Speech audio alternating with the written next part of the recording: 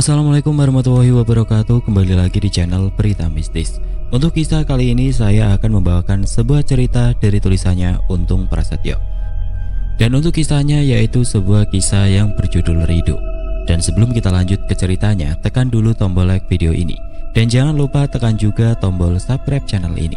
Dan nyalakan juga lonceng notifikasinya agar tidak ketinggalan cerita-cerita lainnya. Dan buat teman-teman yang pengen membaca langsung ceritanya, nanti silahkan saja kunjungi linknya yang nanti akan saya sertakan di kolom deskripsi. Teman-teman juga bisa mampir ke channel YouTube penulis yang nanti linknya juga akan saya sertakan di kolom deskripsi. Dan seperti apa untuk kisah kali ini? Langsung saja kita masuk ke ceritanya.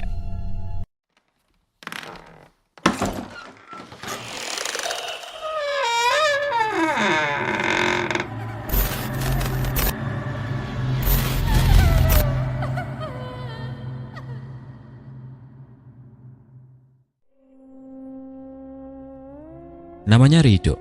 Dia memiliki kelebihan yang jarang sekali dimiliki oleh orang pada umumnya. Hal itu berawal ketika Ridho masih kelas 2 sekolah dasar. Secara tidak sengaja Ridho melihat sosok makhluk gaib dengan wujud kakek tua yang berdiri melayang di sebuah gang di sekitar tempat tinggalnya. Sosok kakek yang ditemuinya itu melambaikan tangan ke arah Ridho dengan tubuh bersinar dan juga dengan wajah yang terlihat sangat bersih. Ridho yang merasa heran dengan sosok kakek yang berpakaian serba putih itu tanpa ragu menghampiri sang kakek. Setelah jarak Ridho dan sosok kakek tua itu sudah dekat, kakek itu lalu menanyakan siapa nama Ridho. Ridho pun memberitahu namanya. Lalu Ridho menanyakan sosok kakek yang belum pernah dilihatnya itu. Kakek itu mengaku berasal dari tempat yang jauh dan sekarang dia akan ikut bersama Ridho jika Ridho mengizinkannya. Ridho yang waktu itu masih berusia 8 tahun pun hanya mengangguk sambil menoleh ke arah lain, mencari teman-temannya yang kini sudah tidak dilihatnya lagi. Kakek tua itu lalu mengusap kepala Ridho dan berkata bahwa nanti Ridho akan dapat membantu orang yang membutuhkan pertolongan. Setelah itu, tanpa Ridho sadari sosok kakek yang tadi berdiri di depannya pun menghilang. Sejak kejadian itu, Ridho terlihat sering berbicara sendiri ketika sedang bermain. Di rumah pun Ridho sering terdengar mengobrol dan tertawa sendirian. Hal itu membuat kedua orang tua Ridho merasa takut akan pertumbuhan mental Ridho. Ayah Ridho yang bernama Junaidi pun lalu mencarikan Ridho orang yang mengerti akan hal-hal spiritual. Tapi sudah beberapa orang yang didatanginya selalu menolak untuk mengobati Ridho. Ada yang bilang dia tidak berani dengan sosok yang kini bersama Ridho. Ada juga yang bilang ilmunya kalah tua. Bahkan ada yang bilang sosok yang bersama Ridho adalah jin Islam yang usianya sudah ribuan tahun. Karena sudah banyak orang-orang pintar yang didatanginya namun tidak membuahkan hasil, Pak Junaidi pun memilih memberikan pengertian secara perlahan kepada Ridho. Pak Junaidi memberitahu jika Ridho jangan berbicara sendirian ketika di luar rumah dan meminta Ridho untuk menceritakan apa yang sebenarnya terjadi. Karena selama ini Ridho tidak mau menceritakan dengan siapa dia berbicara atau bermain dan apa yang membuat Ridho bisa seperti itu. Tapi lambat laun Ridho pun mulai menceritakan kepada Pak Junaidi dan Bu Sarofa tentang apa yang membuat Ridho bisa berkomunikasi dengan sosok-sosok gaib.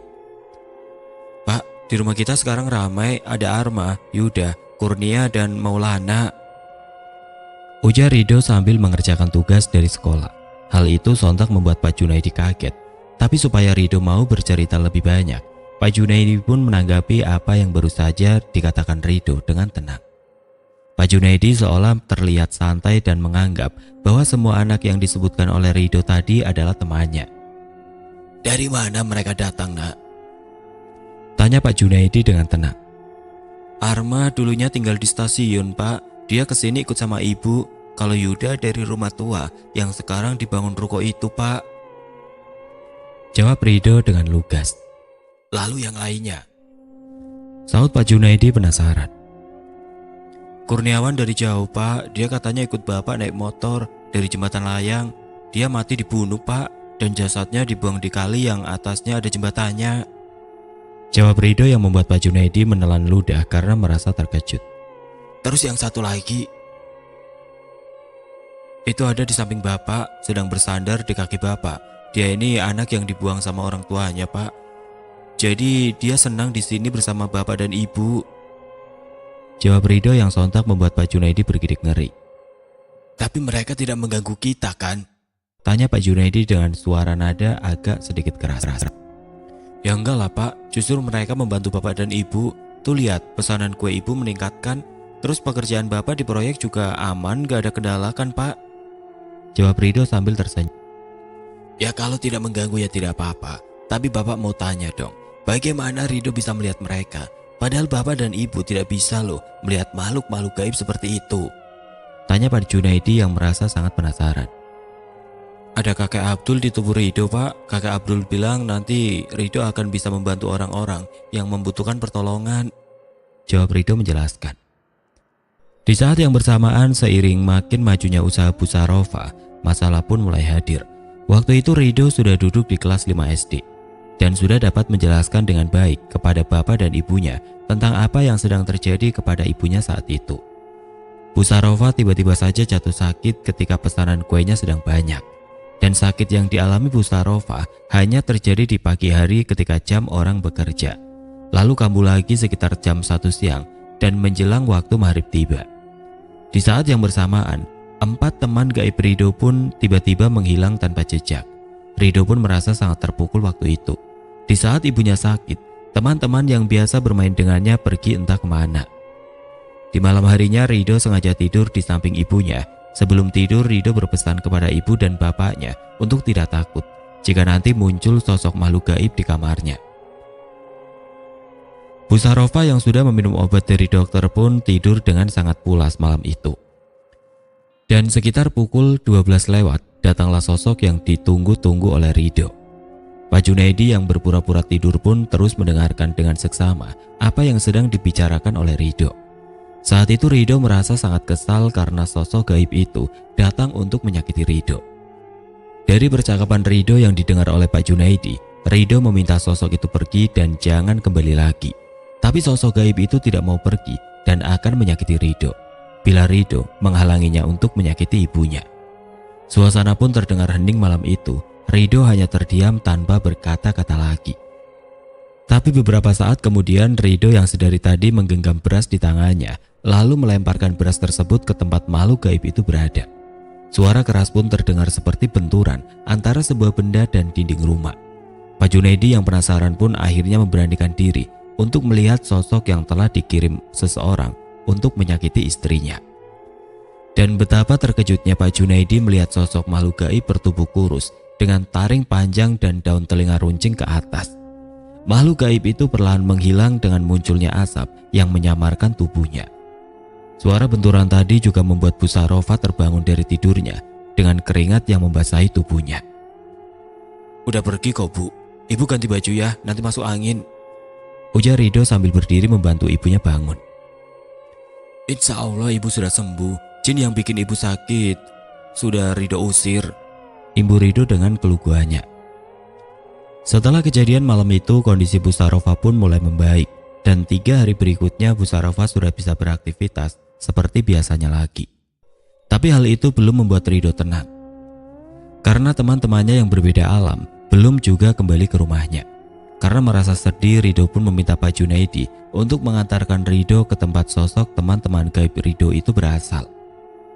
Tapi sebelum Rido dan Pak Junaidi pergi, sosok kakek-kakek yang disebut oleh Rido dengan nama kakek Abdul pun datang menemui Rido. Kakek itu berkata bahwa teman-temannya sedang dikurung oleh seseorang yang saat ini belum dapat dikalahkan oleh Rido. Dan Rido baru dapat membebaskan teman-teman gaibnya setelah Rido dihitan. Pak, besok aku mau sunat ya, ujar Rido yang membuat Pak Junaidi tersenyum karena tiba-tiba Rido yang selalu menolak untuk dihitan dengan sendirinya meminta untuk segera dihitankan. Memangnya kamu sudah berani sunat? Tanya Pak Junaidi sambil mengusap kepala Rido. Sudah Pak, Rido harus sunat supaya suci dan Rido mau segera menyelamatkan Arma, Yuda, Kurnia dan Maulana Pak, jawab Rido tegas. Bilang sama ibu, kalau ibu setuju besok kita ke dokter, jawab Pak Junaidi yang sebenarnya masih heran dengan sikap Rido. Dari arah dapur Rido pun bersorak gembira karena ibunya setuju kalau Rido akan disunat esok hari. Tapi Pak, kata kakek Abdul sunatnya jangan besok, Karena harinya kurang baik, kakek bilang sunatnya hari Rabu, Pak. Ujar Rido lagi setelah keluar dari kamarnya. Iya nak, yang penting ibu setuju, jawab Pak Junaidi sambil tersenyum. Seminggu setelah Rido dihitan, sikap Rido terlihat lebih dewasa dari sebelumnya. Dia juga dapat lebih baik lagi menjelaskan kepada Pak Junaidi dan Bu Sarofa tentang sosok-sosok gaib yang sering datang ke rumah ini. Rido menjelaskan bahwa Rido memiliki kemampuan untuk memanggil sosok gaib yang diinginkannya dan mengusir sosok gaib yang mengganggu orang-orang di sekitarnya. Kini Rido juga lebih sering bermain bersama teman-teman sebayanya dibandingkan sebelum Rido dihitan dulu. Suatu hari ketika Rido sedang bermain bola di sebuah tanah kosong, Rido melihat seseorang tukang es doger yang hanya duduk diam, seperti sedang memikirkan sesuatu. Rido pun mengajak teman-temannya untuk membeli es doger yang terlihat masih sangat banyak saat itu. Alhamdulillah dapat penglaris, ujar abang tukang es yang tersenyum kepada Rido dan teman-temannya. Mudah-mudahan sebentar lagi dagangan abang ada yang ngeborong, bang, celetuk Rido yang langsung diamini oleh penjual es doger itu. Setelah teman-teman Rido kembali ke lapangan, Rido pun memberitahu tukang es doger agar lebih rajin lagi untuk mencuci gerobaknya, karena dia melihat ada beberapa makhluk yang tidak kasat mata yang terus mengikutinya kemanapun tukang es itu pergi. Abang rajin dong gerobaknya dicuci kalau pagi tuh, terus kalau mau berangkat jualan mandi, bang, ujar Rido yang membuat tukang es itu tertawa. Sama satu lagi, bang, abang harus berhenti beli pakong, imbau Rido lagi. Tahu aja lo kalau gua sering pasang pakong, jawab tukang es doger itu. Pakong adalah undian berhadiah yang pada zamannya bebas beredar di masyarakat. Saya suruh pergi ya bang, malu gaib yang nempel di gerobak abang, biar dagangan abang laris manis, ujar Rido yang membuat tukang es doger itu terkejut. Iya dah, coba aja lu syaratin, biar dagangan gue laris manis Tanjung Kimpul, jawab tukang es doger itu sambil tertawa. Bismillahirrahmanirrahim, laris manis Tanjung Kimpul, dagangan habis, duitnya kumpul, ucap Rido sambil menggebrak-gebrak gerobak es doger yang berwarna putih biru tersebut. Nanti sampai di rumah gerobaknya dicuci ya bang. Kalau abang yakin sih nyucinya pakai air cucian beras, terus abang sholat, sama berhenti masang pakong, imbu Rido yang berlari pergi menyusul teman-temannya. Beberapa hari berlalu, Rido kembali bertemu tukang es doger yang beberapa hari lalu ditemuinya di lapangan bola. Tukang es itu mengucapkan terima kasih berkali-kali kepada Rido karena kini dagangannya selalu laris. Rido pun diberi beberapa lembar uang 500 rupiahan bergambar satwa langka berwarna hijau. Tapi Rido menolak dan meminta tukang es doger itu memberikannya kepada anak dan istrinya yang berada di kampung. Sontak hal itu membuat tukang es doger itu terkejut. Karena bagaimana mungkin Rido tahu jika anak dan istrinya berada di kampung. Dek, sekarang ada yang ikut gerobak abang gak? Tanya tukang es doger itu penasaran. Gak ada bang, yang penting abang sholat ya, jangan bolong-bolong, jawab Rido yang segera berlalu pergi.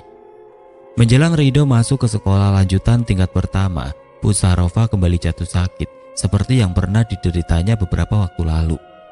Bahkan kali ini sakit yang dideritanya lebih parah dari yang sebelumnya. Rido yang mencoba mengobati ibunya pun hampir dibuat frustasi menghadapi makhluk-makhluk gaib kiriman seseorang paranormal sakti dari luar Jakarta.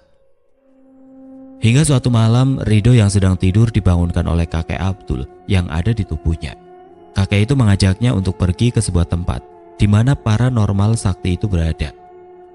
Tubuh Rido memang terlihat sedang tertidur pulas di kamarnya, tapi sukmanya pergi bersama kakek Abdul menuju suatu tempat. Sebelum memasuki tempat tersebut, kakek Abdul mengajarkan bacaan yang harus terus dibacanya hingga mereka berdua sampai di tempat yang dituju. Inilah tempat di mana dukun itu berada, nak, ujar kakek Abdul kepada Rido. Sekarang mintalah dengan baik kepada orang itu untuk menghentikan apa yang telah dilakukannya kepada ibumu, imbu kakek itu. Rido pun tanpa ragu berjalan ke arah pintu sebuah rumah dan mengetuk pintu rumah itu dengan perlahan. Assalamualaikum, ucap Rido sambil mengetuk pintu rumah tersebut. Tidak lama kemudian Rido pun mundur beberapa langkah karena Rido merasakan hawa jahat yang sangat kuat sedang berjalan menuju ke arahnya. Ada apa bocah? Ucap sosok pria tua dengan kopiah hitam yang baru saja membuka pintunya. Maaf Ki, Saya mengganggu. Saya minta tolong sama Aki untuk berhenti mengirimkan makhluk-makhluk gaib ke rumah saya. Kau membayar aku berapa, bocah? Balas pria itu dengan tertawa kencang. Saya kan minta tolong, Ki. Jangan macam-macam denganku, bocah. Sekarang pergilah sebelum aku mengurung sukmamu di sini. Jawab pria tua itu dengan wajah yang terlihat marah. Tanpa basa-basi, pria tua itu lalu menutup rapat pintu rumahnya dengan kencang dan membiarkan Rido berdiri terpaku di depan pintunya.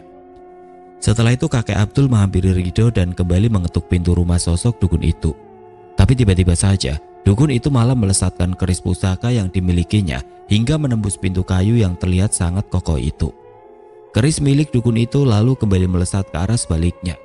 Tapi sebelum keris pusaka itu masuk ke dalam rumah si dukun, kakek Abdul dapat menangkapnya dengan mudah, lalu mematahkan keris pusaka tersebut.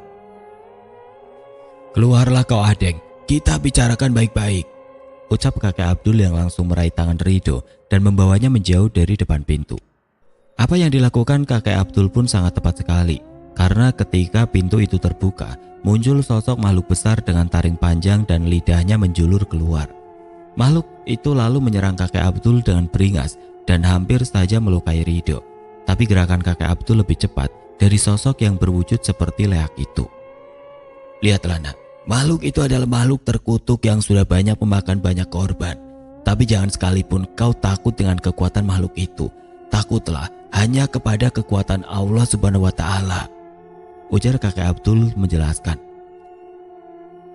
Sebenarnya aku ingin memperingatimu terlebih dahulu, Adeng, untuk menghentikan pekerjaan kotormu itu. Tapi sepertinya kau bukan hanya dukun yang mengirimkan santet dengan perantara makhluk-makhluk gaib peliharaanmu, tapi kau juga sudah memuja iblis, Adeng, ucap kakek Abdul kepada sosok makhluk menyeramkan dengan mata yang terlihat merah menyala. Tanpa membalas apa yang tadi telah dikatakan kakek Abdul tadi, sosok leak dengan ilmu hitam tinggi itu langsung menyerang kakek Abdul. Kuku-kuku tajam dari sosok makhluk itu mulai mengeluarkan asap hitam, serta gerakannya menjadi lebih cepat dari sebelumnya. Kakek Abdul yang dari tadi hanya menghindari serangan-serangan dari sosok leak itu, kemudian mengambil kain putih panjang dari balik baju yang dikenakannya. Lalu kakek Abdul melempar ujung kain putih yang tergulung itu ke arah sosok leak yang gigi-giginya sangatlah tajam. Kain putih milik kakek Abdul pun terlihat memanjang dan terus mengejar sosok leak tersebut yang sepertinya tahu bahwa kain itu akan sangat berbahaya jika sampai dia menyentuhnya. Tapi sejauh apapun sosok leak itu terbang melesat, kain putih milik kakek Abdul terus mengikutinya hingga akhirnya sosok itu terlilit oleh kain yang berkekuatan gaib sangat tinggi. Perlahan-lahan sosok menyeramkan itu terbungkus oleh kain putih yang hanya dari gulungan kecil, tapi bisa menjadi panjang dengan sendirinya. Ampun, ampun Ki, lepaskan aku, ujar sosok leak tadi yang perlahan berubah menjadi kakek dukun yang tadi menemui Rido. Bertobatlah, Adeng, jawab kakek Abdul dengan tatapan tajam ke arah sosok dukun itu. Tapi bukannya menyerah dan bertobat, sosok dukun yang sudah dililit kain putih milik kakek Abdul itu malah kembali menyerang kakek Abdul dengan mengeluarkan semburan air dari mulutnya. Kakek Abdul yang sepertinya sudah tahu kalau sosok dukun yang dipanggilnya Adeng tadi masih akan menyerangnya, lalu dengan cepat melesat ke arah atas dan langsung melemparkan batu kecil yang berwarna merah menyala ke arah kepala sang dukun. Dan dengan cepat, kepala dukun itu hancur serta tubuhnya terbakar dengan nyala api yang sangat besar. Tapi lagi-lagi keanehan pun dilihat Rido. Kain putih milik kakek Abdul sama sekali tidak terbakar dan tidak ada noda yang menempel padanya. Kau sudah tahu bagaimana cara menghadapi musuh-musuhmu itu. Mintalah kepada mereka untuk kembali ke jalan yang benar. Berikanlah peringatan kepada mereka, dan jika mereka menolaknya, maka kau wajib memusnahkannya agar tidak ada lagi orang-orang yang akan tersakiti oleh tindakan makhluk tersebut, ucap kakek Abdul memberikan wejangan kepada Rido. Ayo, kita bebaskan teman-temanmu yang sudah lama terkurung di dalam sana. Kakek Abdul pun mengajak Rido untuk masuk ke dalam rumah dukun yang bernama Adeng itu dan segera membebaskan semua makhluk gaib yang telah dikurung dan ditaklukkan oleh dukun Adeng. Kakek Abdul pun lalu menuntun semua makhluk yang sudah dibebaskannya termasuk 4 makhluk gaib yang menjadi teman Ridho, untuk mengajak mereka meyakini bahwa Allah lah Tuhan semesta alam ini dan Nabi Muhammad adalah Rasul utusan Allah. Makhluk-makhluk dari berbagai golongan itu pun lalu menjadi jin muslim setelah mereka mengucapkan 2 kalimat syahadat. Sekarang kalian kembalilah ke tempat kalian masing-masing. Jangan lupa untuk terus beribadah, menyembah dan mengagungkan Allah Subhanahu wa Ta'ala, ujar kakek Abdul kepada sosok makhluk gaib yang jumlahnya sangat banyak itu. Ayo nak, kita pulang. Dan sepertinya teman-temanmu ini ingin kembali ikut bersamamu, imbu kakek Abdul yang langsung disambut senyum bahagia dari Ridho. Ridho pun terbangun dari tidurnya dengan 4 sosok teman-teman gaib yang ada di kamarnya. Ridho lalu keluar dari ke dalam kamar dan langsung melihat kondisi ibunya. Alhamdulillah, kondisi Bu Sarofa sudah terlihat mulai membaik. Setelah kejadian bersama kakek Abdul yang sudah menyelamatkan ibunya, Ridho harus menjalani saat-saat terberat dalam hidupnya. Ketika tragedi kerusuhan di tahun 1998 terjadi dan banyak memakan korban dari orang-orang secara tidak sengaja terjebak di sebuah tempat dan yang mati penasaran, Ridho pun harus mengalami imbas dari kejadian itu. Setiap harinya Ridho banyak ditemui sosok-sosok arwah penasaran yang meminta tolong pada Ridho untuk disempurnakan. Sosok arwah penasaran itu datang secara bersamaan dengan wujud yang sangat mengenaskan. Dan karena Ridho belum memiliki energi yang cukup kuat untuk menghadapi hal tersebut, Ridho pun jatuh sakit dan harus dirawat di rumah sakit. Menurut Pak Junaidi, Ridho sempat mengalami koma selama 3 hari. Dan di saat sedang koma itulah, kakek Abdul kembali datang menemui Ridho dan mengajarkan berbagai ilmu supranatural dan juga memberikan energi kepada Sukma Ridho agar Ridho mempunyai daya tahan tubuh yang kuat ketika menghadapi makhluk-makhluk gaib dengan jumlah yang sangat banyak. Ridho juga dibawa ke sebuah tempat yang sangat indah, sejuk, dan juga terasa sangat damai. Di sana kakek Abdul memberikan banyak ilmu agama. Ilmu-ilmu tentang kehidupan di dunia nyata dan juga ilmu-ilmu tentang kehidupan di alam gaib. Setelah memahami semua yang dipelajarinya bersama kakek Abdul, Ridho pun terbangun dari komanya dan dengan cepat berangsur sembuh. Kini Ridho tidak lagi merasa terganggu dengan suara-suara yang dapat didengarnya dari jarak yang cukup jauh, baik itu suara dari makhluk-makhluk gaib maupun suara-suara dari manusia biasa.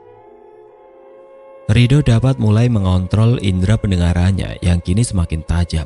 Ridho juga tidak lagi merasa takut dengan puluhan arwah penasaran yang terus berada di rumahnya dan meminta untuk disempurnakan. Karena kini Ridho dapat menutup indera keenamnya kapanpun Ridho mau dan membukanya kapanpun dia inginkan. Setelah dapat meredam energi negatif dari sosok-sosok arwah penasaran yang terus meminta untuk disempurnakan, Ridho pun meminta sosok-sosok itu pergi dan kembali ke tempatnya masing-masing. Ridho mengaku bahwa dirinya tidak sanggup kalau harus menyempurnakan puluhan, bahkan ratusan makhluk yang silih berganti menemuinya. Dengan keterbatasannya sebagai manusia, Ridho jelas menolak permintaan-permintaan dari sosok arwah-arwah penasaran tersebut.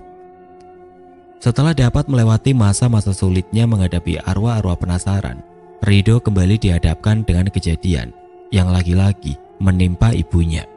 Bu Sarofa kembali jatuh sakit dengan kondisi yang lebih parah. Bu Sarofa mengalami penyakit aneh dan mulai mengeluarkan cairan berbau busuk dari luka di kakinya. Awalnya Pak Junaidi menganggap bahwa penyakit yang diderita istrinya tersebut adalah penyakit gula atau diabetes.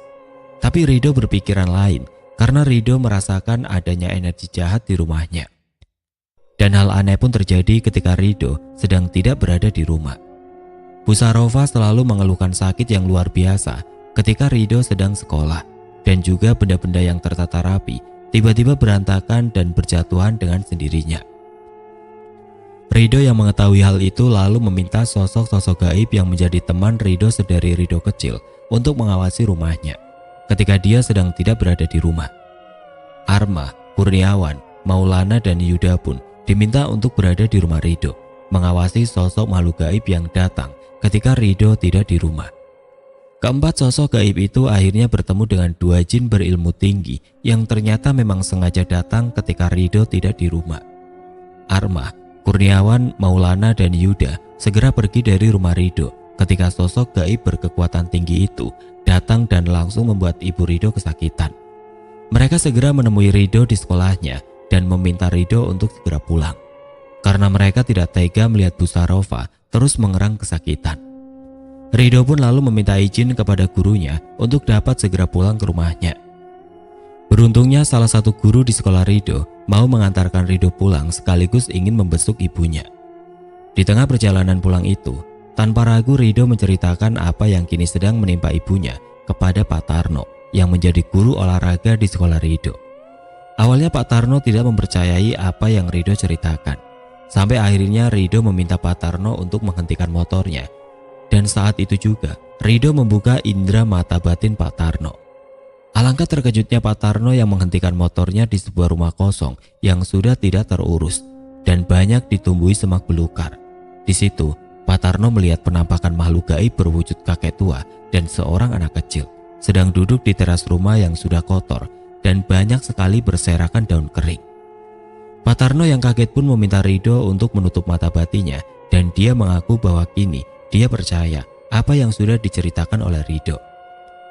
Jadi begini Pak, nanti saya turun di gang 2, biar saya jalan kaki saja dari gang 2. Bapak langsung saja ke rumah saya. Dan jangan bilang kalau saya sedang jalan pulang. Saya mau tahu Pak, makhluk yang mengganggu ibu saya. Karena kalau saya di rumah, makhluk-makhluk itu nggak berani datang Pak. Ujar Rido menjelaskan apa yang dipikirkannya kepada Pak Tarno. Ya sudah, ayo naik, kita lanjut jalan, biar cepat sampai rumah kamu. Balas Pak Tarno yang langsung menghidupkan kembali sepeda motornya. Sampai di gang 2, Rido pun turun dan memilih berjalan memutar untuk sampai ke rumahnya. Sementara Pak Tarno langsung masuk ke dalam gang menuju rumah Rido. Rido yang sudah dekat dengan rumahnya lalu membuka semua indera yang dimilikinya. Pendengarannya menjadi lebih tajam dan penglihatannya pun mulai menampakkan dua sisi dunia. Makhluk-makhluk astral yang melihat Rido langsung menyingkir dan melesat cepat pergi dari dekat Rido. Sampai di belakang rumahnya, Rido melihat sosok jin tua bertubuh kurus dengan tangan yang panjangnya melebihi kedua kakinya, serta mata bulat dan dua taring panjang di kedua sudut bibirnya. Makhluk satunya bertubuh besar, berbadan manusia tapi berkepala hewan, yang sekilas mirip dengan sosok babi hutan. Di antara dua makhluk yang sedang menyakiti ibunya itu, makhluk yang memiliki kekuatan besar adalah sosok jin tua yang memiliki dua taring sangat panjang. Sementara yang berkepala hewan hanyalah jin pengawas yang ditugaskan untuk memberitahu jin tua tersebut jika Rido sudah mendekati rumahnya. Tapi sayangnya mereka lengah. Hingga kini Rido tahu siapa yang sedang mengganggu ibunya. Kain putih pemberian kakek Abdul pun segera dikeluarkan oleh Rido. Dia berniat meringkus salah satu dari makhluk gaib tersebut dan akan menanyai siapa yang telah mengirimnya. Kain putih yang berwujud gaib itu langsung dilemparkan ke arah rumahnya. Dan tiba-tiba saja kain tersebut seperti terbelah menjadi dua bagian yang dengan cepat kain itu melesat ke arah jin yang berada di dalam kamar Bu Sarofa. Jin tua yang sedang asik menggerogoti bagian kaki dari Bu Sarofa pun terkejut ketika tiba-tiba mendapat serangan yang dengan cepat melumpuhkannya dan mengikatnya erat. Sementara jin berkepala babi hutan yang sempat menghindar pun tidak dapat melarikan diri setelah ujung kain putih itu melilit kakinya dan langsung membelenggu tubuhnya. Sosok jin tua yang kini tidak berdaya karena sudah terlilit kain putih milik kakek Abdul pun hanya terdiam dan terus mengerang. Sementara jin yang berkepala hewan hanya terdiam karena tubuhnya sudah tidak lagi terlihat. Rido yang sudah tahu kalau sosok gaib yang menyakiti ibunya tertangkap, lalu berlari ke arah rumahnya dengan nafas tersegal-segal. Di tempatnya terbaring, Bu Sarofa terlihat mulai tenang dengan keringat deras yang membasahi tubuhnya. "Ibu, nggak apa-apa Bu," ujar Rido yang kini sudah berada di kamar ibunya. "Alhamdulillah, sakit di kaki ibu sudah berangsur menghilang," jawab Bu Sarofa sambil mengusap kakinya yang terdapat luka berair dan berbau busuk itu. Rido pun menatap ke sudut kamar tempat ibunya terbaring. Dia melihat sosok jin tua yang terus meronta mencoba untuk membebaskan diri dari jerat kain putih yang melilitnya. "Insya Allah ibu akan segera sembuh. Rido akan coba sekuat tenaga untuk mengobati ibu," ujar Rido yang membuat Bu Sarofa tersenyum sambil mengusap kepala Rido. "Iya nak, terima kasih." Rido pun lalu keluar dari dalam kamar ibunya untuk menemui Pak Tarno. yang berada di ruang tamu bersama Pak Junaidi dan Om Iqbal, adik dari Bu Sarofa. "Gimana, Dik? Kamu bisa menangkap makhluk itu?" ucap Pak Tarno yang merasa penasaran dengan apa yang sudah Rido lakukan. Rido pun memberi tanda dengan jari telunjuk ke arah bibirnya yang meminta Pak Tarno untuk tidak menanyakan hal-hal di luar nalar itu ketika ada pamannya. "Alhamdulillah ibu sudah membaik, Pak. Terima kasih sudah mengantar saya pulang," ucap Rido yang langsung mengalihkan arah pembicaraan dari Pak Tarno. "Nanti sore Om mau ngajak orang yang mengerti akan hal-hal gaib ke rumah ini, Dik, untuk mengobati ibumu," ujar Om Iqbal memberitahu Rido. "Oh iya Om, terima kasih," jawab Rido sambil tersenyum kepada Om Iqbal yang langsung berdiri dan berjalan menuju kamar Bu Sarofa. "Besok saja saya ceritakan, Pak. Sekarang saya nggak mau cerita karena Om saya nggak pernah percaya kalau saya tahu akan hal-hal gaib. Om saya seperti iri gitu sama saya, Pak," ucap Rido berbisik kepada Pak Tarno. "Ya sudah, kapan waktu kamu ceritakan ke Bapak ya. Sekarang Bapak pamit dulu. Oh iya, Dik, semisal besok kamu belum bisa masuk sekolah, kamu izin saya atau nanti Bapak yang menyampaikan izin ke Bu Marni," balas Pak Tarno yang langsung berpamitan kepada Junaidi dan Om Iqbal. Setelah itu Rido lalu kembali ke kamar ibunya untuk memastikan jin tua yang ditangkapnya masih berada di sana. Dengan suara samar, jin itu meminta untuk dilepaskan dan dia berjanji untuk tidak kembali ke rumah ini. Dengan menggunakan sejenis telepati, Rido pun bertanya kepada sosok jin tua tersebut tentang siapa yang mengirimnya untuk menyakiti ibunya. "Seseorang yang bernama Kamsi, dia adalah orang yang mengetus ke tempat ini," bisik jin tua itu sambil menghela nafas panjang. "Siapa namamu, wahai makhluk gaib?" bisik Rido dalam hatinya menanyakan nama dari sosok jin yang sudah berhasil dilumpuhkannya. "Kenapa kau mau diperintah seseorang untuk menyakiti orang lain?" "Namaku Maruta. Aku adalah peliharaan orang itu. Dia terikat perjanjian dengan kaumku bangsa jin yang ada di sebuah hutan di Pulau Jawa ini. Guruku berpesan kepadaku untuk memperingati orang-orang atau makhluk gaib yang sudah berbuat jahat, mengajaknya kembali ke jalan yang benar dan tentunya memanfaatkan kesalahan yang sudah dilakukannya ketika orang atau makhluk itu mau bertobat," ujar Rido yang membuat sosok makhluk tua itu tertunduk lesu. "Aku tidak bisa mengikuti apa yang telah kau dan gurumu anut. Itu akan membuatku kehilangan tempat dan pastinya aku akan diburu oleh makhluk sebangsaku karena sudah dicap sebagai pengkhianat," jawab jin yang bernama Maruta tersebut. "Terserah kau Maruta, aku hanya memberimu kesempatan untuk hidup lebih baik lagi. Sekarang pikirkan baik-baik tawaranku tadi. Berjalanlah di jalan orang-orang yang diridhoi Allah," balas Rido menasihati jin yang usianya jauh lebih tua darinya. "Bocah gila, bisa-bisanya kau menceramahiku. Aku akan membunuhmu dengan cara yang kejam ketika aku dapat terbebas nanti, bocah," saut Maruta dengan nada bicara yang terdengar sangat marah. Tanpa bicara lagi, Rido segera mengunci rapat ikatan kain putih yang membungkus sekujur tubuh Maruta. Walau belum memusnahkannya, Rido kini lebih merasa lega karena Maruta sudah tidak dapat melakukan apa-apa lagi. Sore harinya sepulangnya Bu Sarofa dari rumah sakit bersama Pak Junaidi dan juga Rido, di teras rumahnya sudah terlihat Om Iqbal duduk bersama seorang temannya. Om Iqbal pun lalu memperkenalkan orang yang dibawanya untuk mengobati Bu Sarofa kepada Pak Junaidi dan juga Rido. Tetapi betapa terkejutnya Rido dan emosinya meluap ketika mendengar orang yang dibawa Om Iqbal menyebutkan namanya. Nama yang sama yang dia dengar dari sosok jin yang bernama Maruta tadi sungguh membuat hatinya panas. Rido terus beristighfar dan mencoba menahan emosinya ketika mendengar nama orang itu adalah Kamsi. Rido pun lalu masuk ke dalam kamarnya dan terus beristighfar agar dapat mengendalikan dirinya. Hati siapa yang tidak hancur ketika tahu bahwa orang yang mengirimkan makhluk-makhluk gaib untuk menyakiti ibunya kini ada di rumahnya dan berpura-pura ingin mengobatinya. Rido yang belum menjalankan sholat asarnya lalu segera pergi ke kamar mandi untuk membersihkan diri dan melaksanakan kewajibannya. Setelah selesai melakukan sholat asar, kakek Abdul tiba-tiba sudah berada di dalam kamarnya dengan tersenyum ke arah Rido. "Assalamualaikum nak, bagaimana kabarmu?" Tanya kakek Abdul yang langsung disambut pelukan haru oleh Ridho. Waalaikumsalam kek. Alhamdulillah Ridho baik-baik saja kek. Ridho kangen sama kakek. Jawab Ridho yang langsung menumpahkan air mata kerinduannya kepada sosok kakek yang telah mengajarinya banyak hal itu. Iya nak, kakek tahu.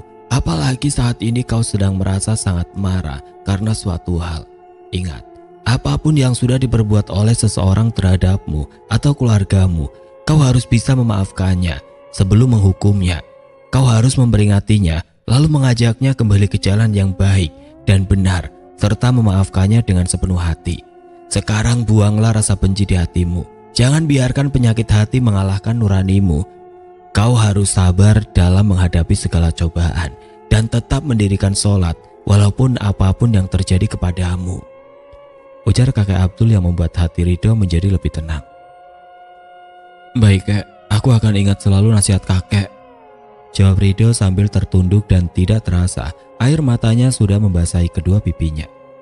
Kalahkan hawa nafsu yang menuntunmu ke dalam kebencian, dendam dan hal buruk lainnya. Teruslah memohon pertolongan dan perlindungan dari Allah Subhanahu wa Ta'ala. Sekarang kakek pamit dulu. Kakek yakin kau dapat melewati ujian hidup ini. Ujar kakek Abdul yang perlahan menghilang dari pandangan Ridho. Assalamualaikum. Jaga dirimu dan keluargamu nak.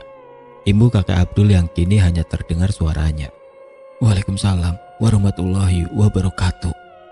Jawab Ridho sambil terus menatap ke arah atas pelapon rumahnya. Setelah merasa tenang, Ridho pun mulai mencari cara untuk membongkar kejahatan yang sudah dilakukan orang yang menjadi teman dari Om Iqbal. Sambil mencari cara, Ridho pun mulai keluar dari dalam kamarnya dan berjalan ke kamar ibunya. Di dalam kamar ibunya, Ridho masih melihat dua sosok jin yang terbungkus rapat oleh kain putih milik kakek Abdul. Temannya Om Iqbal sudah mulai mengobati ibu atau belum ya bu? Tanya Ridho kepada ibunya. Belum, ibu mau istirahat dulu nak, ibu lelah sekali. Jawab Bu Sarofa yang tersenyum kepada Ridho. Bukannya kamu sudah mengobati ibu ya nak? Ibu Bu Sarofa yang membuat Ridho tersenyum. Insya Allah, sebentar lagi kita akan tahu siapa yang terus-terusan membuat ibu sakit. Jawab Ridho sambil terus memandang sosok jin yang sudah tidak berdaya itu. Amin. Semoga kita semua dijauhkan dari segala mara bahaya dan dari segala macam penyakit ya nak. Kini Ridho mulai mencari cara untuk mengeluarkan sosok jin yang bertubuh besar itu dan jin tua yang bernama Maruta dari dalam kamar ibunya. Akhirnya Ridho pun memanggil keempat sahabatnya untuk meminta mereka menyeret sosok jin-jin yang sudah terbelenggu itu keluar dari kamar ibunya. Dari pintu belakang, Arma datang dan masuk ke dalam rumah. Sementara Kurniawan, Yuda dan Maulana sudah berada di dalam kamar Ridho. Keempatnya pun segera melesat ke kamar Bu Sarofa untuk membawa keluar tubuh jin yang sudah terbungkus kain putih sakti milik kakek Abdul. Tidak butuh waktu lama, dua sosok jin yang memang menjadi peliharaan teman dari Om Iqbal itu kini sudah berada di ruang tamu. Perlahan Ridho yang duduk dengan santai di samping Pak Junaidi membuka kain yang membelenggu sosok jin Maruta. Hingga kini Maruta dapat lagi berbicara. Tolong aku Kamsi, tolong. Ujar jin Maruta yang mulai memanggil nama orang yang ada di sebelah Om Iqbal. Orang yang bernama Kamsi itu pun segera mengedarkan pandangannya dan melihat ke sekitar ruangan tempatnya berada. Aku di sini Kamsi, tolong aku. Ucap Maruta sambil sesekali mengerang kesakitan. Cari apa Om? Tanya Ridho sambil tersenyum kepada Kamsi. Tidak apa-apa. Kamsi yang sudah mulai curiga bahwa Ridho memiliki kemampuan khusus pun segera mengambil sebuah benda dari dalam tasnya. Hal itu mulai memancing kemarahan Ridho, karena Ridho tahu bahwa Kamsi akan mengambil benda pusakanya dan akan menyerang Ridho.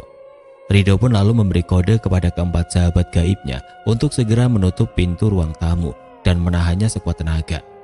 Kejadian ganjil itu sontak membuat Pak Junaidi, Om Iqbal dan Kamsi terkejut. Karena tidak ada sedikit pun angin yang berhembus yang dapat membuat pintu itu tertutup dengan kencang. Dan setelah pintu rumahnya tertutup rapat dengan sendirinya, Ridho mulai membuka mata batin Pak Junaidi dan Om Iqbal serta langsung mengunci tubuh Kamsi dengan kain putih yang berwujud astral. Alangkah terkejutnya Pak Junaidi dan Om Iqbal ketika melihat sosok jin Maruta dan sosok jin berkepala babi hutan ada di dalam ruangan itu. Dan Kamsi yang kini sudah tidak dapat menggerakkan tubuhnya pun mulai melihat jin peliharaannya terbujur kaku terlilit kain putih yang kini sudah melilit tubuhnya. "Apa-apaan ini?" ucap Kamsi yang tidak bisa menggerakkan tubuhnya. "Sekarang katakan, siapa yang menyuruhmu untuk menyakiti ibuku?" tanya Rido yang mulai terbakar emosi. "Katakan, atau saya akan menghancurkan tulang-tulangmu dengan kain yang melilit tubuhmu itu." Imbu Rido lagi dengan sorot mata tajam. "Bukan saya, Dek. Bukan saya yang menyakiti ibumu. Sumpah, bukan saya," ujar Kamsi yang mulai merasakan sakit di sekujur tubuhnya. "Katakan sekarang, atau tubuhmu akan hancur," ucap Rido yang kini amarahnya sudah tidak terbendung lagi. "Cukup Rido, hentikan. Kamu apakan teman Om itu?" serga Om Iqbal yang merasa marah karena temannya kini sedang mengerang kesakitan. "Orang ini adalah dukun yang menyuruh dua jin peliharaannya itu untuk menyakiti ibu. Apakah Om gak sadar?" "Bukan dia, Rido. Dia Om bawa ke sini untuk mengobati ibumu," ujar Om Iqbal dengan yakin. "Bohong, kaulah orang yang meminta tolong pada Kamsi untuk membuat saudaramu sakit," ujar Maruta yang sontak membuat Rido dan Pak Junaidi terkejut. Tanpa pikir panjang lagi, Rido pun melakukan hal yang sama kepada Om Iqbal. Rido ingin mengetahui apa yang sebenarnya menimpa ibunya itu.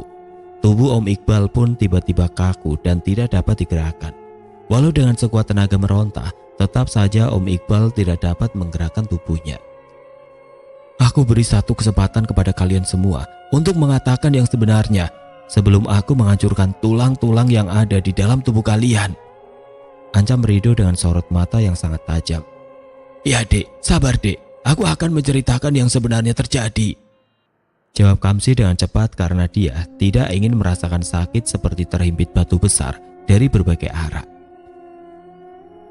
"Iqbal yang memintaku untuk menyakiti ibumu. Dia merasa iri dengan apa yang didapat oleh keluargamu," imbu Kamsi yang membuat Rido dan Pak Junaidi terbelalak.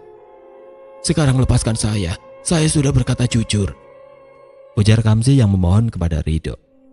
"Benar Om, yang meminta Kamsi untuk mengirimkan santet kepada ibu?" tanya Rido dengan wajah tertunduk. "Iya, benar. Maafkan Om Di, maafkan saya Bang," jawab Om Iqbal yang sepertinya sedang merasakan sakit di tubuhnya. "Insya Allah kami akan memaafkan Om Iqbal," jawab Rido sambil mengendurkan serangannya kepada Om Iqbal. Pak Junaidi yang bingung harus berbuat apa langsung memeluk tubuh Rido. Pak Junaidi merasa bangga dengan apa yang telah dilakukan Rido hari ini. Dengan lapang dada Rido mau memaafkan Om Iqbal yang dengan jujur mengakui perbuatannya. "Bertobatlah Om, jangan sampai kalian mati dalam keadaan mengingkari Tuhan kalian," ujar Rido yang menatap Kamsi dan Om Iqbal bergantian. "Om Iqbal tahu apa yang harus Om Iqbal lakukan sekarang," imbu Rido lagi. Om Iqbal yang kini sudah dapat menggerakkan tubuhnya pun segera berlari menuju kamar Bu Sarofa yang langsung diikuti oleh Pak Junaidi. Om Iqbal pun bersimpuh meminta maaf kepada kakak perempuannya karena sudah beberapa kali menyakiti Bu Sarofa dan hampir membunuhnya dengan media santet. Sementara itu Kamsi yang masih duduk terdiam dengan tubuh kaku mulai menceritakan semua yang dilakukannya. Semuanya adalah permintaan Om Iqbal karena merasa iri melihat keluarga Pak Junaidi hidup berkecukupan, memiliki usaha yang berkembang pesat. "Om Kamsi sudah menyadari semua kesalahan yang Om lakukan?" tanya Rido kepada Kamsi. "Iya Dek, saya salah, maafkan saya." "Saya sudah memaafkan Om Kamsi. Tapi apakah Om Kamsi tidak ingin meminta maaf kepada Tuhan Sang Pencipta alam semesta ini Om?" tanya Rido yang membuat Kamsi tertunduk malu. "Iya Dek, saya mau bertobat dan mau meninggalkan pekerjaan saya yang sekarang. Saya juga mau melepas semua ilmu hitam yang sudah saya miliki," jawab Kamsi dengan wajah tertunduk. "Alhamdulillah, sekarang Om Kamsi pulang. Nanti akan ada seseorang yang menemui Om Kamsi dan membantu Om Kamsi ke jalan yang lebih baik lagi. Tinggalkan semua benda pusaka Om Kamsi yang ada di tas hitam itu, biar nanti saya yang membuangnya," ujar Rido yang langsung melepaskan kain yang melilit tubuh Kamsi. Dengan menghela nafas panjang, perlahan Kamsi pun mulai menggerakkan tubuhnya. Dan setelah itu, Dia meminta izin kepada Ridho untuk melihat kondisi Bu Sarofa di dalam kamar, sambil memberikan ramuan untuk obat luka di kaki Bu Sarofa. Ridho pun mengizinkan Kamsi masuk ke dalam kamar, menyusul Om Iqbal dan juga Pak Junaidi. Dengan izin dari Pak Junaidi, Kamsi lalu mengoleskan obat yang bentuknya seperti salep ke bagian kaki Bu Sarofa yang mengalami luka berair dan berbau busuk itu. Sementara itu, Ridho akhirnya harus memusnahkan jin peliharaan Kamsi karena menolak dan juga mengolok-olok Ridho ketika Ridho memberi penjelasan kedua makhluk gaib itu. Setelah selesai memberi obat kepada Bu Sarofa, Kamsi lalu berpamitan kepada Pak Junaidi, Ridho, dan Om Iqbal. Dia berjanji akan memperbaiki diri dan berharap seseorang yang dimaksud oleh Ridho benar-benar datang menemuinya untuk membawanya ke jalan yang lebih baik lagi. Ridho, Pak Junaidi, dan Bu Sarofa pun sudah memaafkan Om Iqbal dengan setulus hati dan meminta Om Iqbal untuk tidak mengulangi kesalahan yang sama. Dan Pak Junaidi serta Bu Sarofa berpesan jika Om Iqbal membutuhkan sesuatu agar terbuka dan terus terang. Karena pada dasarnya kita tidak mengetahui apa yang diinginkan seseorang jika orang tersebut tidak berterus terang kepada kita. Hari-hari pun berjalan dengan normal kembali. Bu Sarofa sudah mulai menerima pesanan kue dan kini dibantu oleh istri dari Om Iqbal. Bu Sarofa juga mengajarkan cara membuat kue kepada adik iparnya itu, supaya suatu saat dia bisa mulai membuka usahanya sendiri. Pak Junaidi masih bekerja di sebuah proyek yang didapat di daerah Bekasi. Beliau juga mulai mengajak Om Iqbal untuk ikut bekerja. Ridho kembali menjalani aktivitas seperti biasanya, dan dia pun menceritakan apa yang dialaminya kepada Pak Tarno. Pak Tarno pun antusias mendengarkan setiap kata yang keluar dari mulut Ridho. Dan setelah itu, Pak Tarno lalu mengajak Ridho ke sebuah ruangan yang sudah lama tidak terpakai. Ruangan itu dulunya adalah ruangan kesenian, tapi karena ada kejadian yang membuat salah satu siswanya meninggal, lalu tempat itu ditutup dan hanya dijadikan tempat menyimpan barang-barang yang tidak terpakai. Sekolah kita butuh ruangan untuk mata pelajaran kesenian dan eskul, Dik. Tapi ruangan ini tidak boleh dipakai semenjak siswi bernama Hayati meninggal di ruangan ini karena kesurupan oleh makhluk yang menghuni tempat ini. Jadi maksud saya, tolong kamu cari tahu dan cari cara supaya ruangan ini bisa digunakan kembali dengan aman dan nyaman, ujar Pak Tarno menjelaskan kepada Ridho. Ya, insya Allah Pak, secepatnya saya akan cari tahu siapa sosok yang mendiami tempat ini, jawab Ridho yang dengan segera mengajak Pak Tarno untuk keluar dari ruangan itu. Sepertinya Ridho memang sudah merasakan adanya makhluk gaib dengan kekuatan besar yang menghuni tempat itu.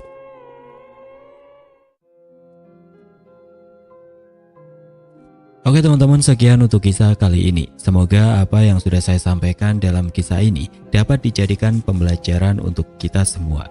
Dan buat teman-teman yang baru bergabung, jangan lupa untuk like, komen, share, serta subscribe channel ini. Dan nantikan kisah-kisah horor berikutnya tetap di channel Berita Mistis.